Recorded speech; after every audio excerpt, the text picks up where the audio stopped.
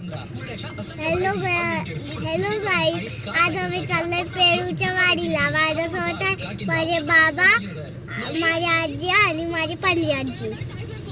Thanks. भेटूया लवकरच. Finally आम्ही पेरूच्या वाडीला पोचलेलो आहोत. आतमध्ये शनिवार रविवारी असल्यामुळे खूप गर्दी आहे, तुम्ही बघत असाल. आणि इथे ही अशी एंट्रन्सला गर्दी असते. इथून तुम्हाला टोकन घेऊन आतमध्ये जायचं असतं. आतमध्ये सगळ्या फॅमिलीज असा मिसळीचा छान आस्वाद घेत आहेत. ह्या आमच्या बहिणाबाई. आणि इथून पुढे आम्ही गेलो आहे. इथे आम्हाला आणि आमचा ध्रुव काय सांगतोय ऐका भाऊ. ही कोण आहे?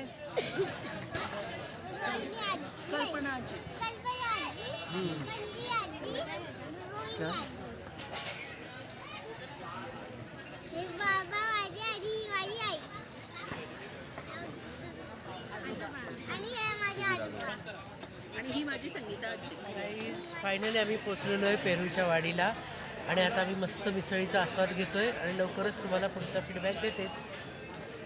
आम्ही आता या मिसळीवर आणि गुळाच्या जिलबीवर यथेच्छ ताव मारणार आहोत. त्यानंतर घेतलं आहे आम्ही पेरूचं ज्यूस, जे इथे खूप फेमस आहे. आणि इथे आजूबाजूला तुम्हाला मुलांसाठी खेळण्यासाठी काही घसरगुंडी वगैरे आहे. इथे छोटे स्टॉल आहेत. सोडा क्लब तुम्हाला दिसतं आहे ते. परत काही घरगुती लोणची आणि त्याचे पण इथे छोटे स्टॉल आहेत, जिथे तुम्हाला घरगुती सगळे पदार्थ मिळू शकतात. इथे पेरू आहेत, जे तुम्ही तिथे तुम्हाला पाहिजे असले तर लगेच विकत घेऊ शकता. आणि आता आम्ही खाणार आहोत पेरूचं आईस्क्रीम. वा, हे आहे पेरूचं आईस्क्रीम. आणि जर तुम्हाला पाहिजे असेल तर ह्याच्यावर तुम्ही छानपैकी तिखट पीठ असा मसाला पण पेरूच्या आईस्क्रीमवर घालू शकता.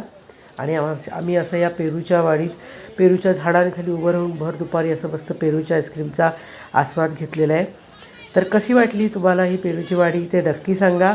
आणि तुम्ही जरूर इथे भेट द्या. शेअर करा, लाईक करा आणि सबस्क्राईब करा. थँक्यू.